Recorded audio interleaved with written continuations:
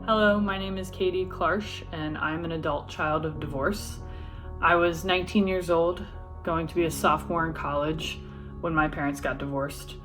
And I, as a result, had a very strained relationship with my father, which ultimately impacted how I saw God as a father.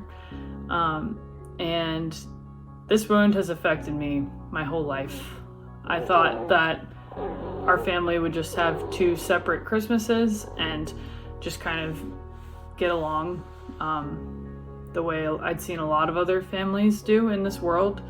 What I didn't anticipate was how deeply hurt I was, and that I would have to do a lot of inner work to heal. And I first heard about the Life-Giving Wounds ministry, and it was one of those things where you hear it and you think, oh no, that's going to be for me. And I remember going on retreat in Indianapolis in 2024, and I had my world rocked. It wasn't a retreat high, and there wasn't this flashy stuff on retreat. It was actually very moving, and required a lot of attention and just openness.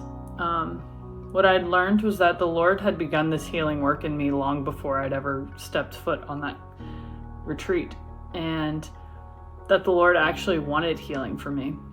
I was engaged at the time, and I was really scared to bring my brokenness into my marriage, and I found there were actually a couple other people in the very same position I was in on that retreat, and I just loved having that community, and that unified sorrow and hurt, because what I learned was like the devil's not creative in this attack on the family and on marriages, and that the Lord created marriage and created that love, and so he will see it through. And I actually learned that because of my parents' divorce, I have a greater capacity to love in my marriage, not just simply to bring in baggage, which is what I thought I would be doing. And as I mentioned, I had a strained relationship with my dad, and when I came back from retreat, I actually got to have a meal with him, and it was the best meal that we'd had in 8 years of my family being broken.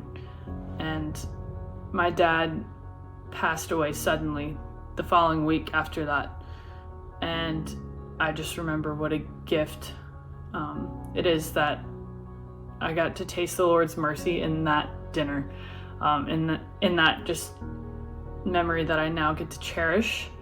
I now truly miss and love my dad, and I attribute a lot of that courage to step into that moment and be very vulnerable to the Life-Giving Wounds team and ministry. And I want to encourage you to prayerfully consider giving to this ministry, financially or prayerfully, or both, to continue this work of combating that attack on family life and on marriages. This ministry works to do that day in and day out, and I do believe this is what the church in today's day and age needs.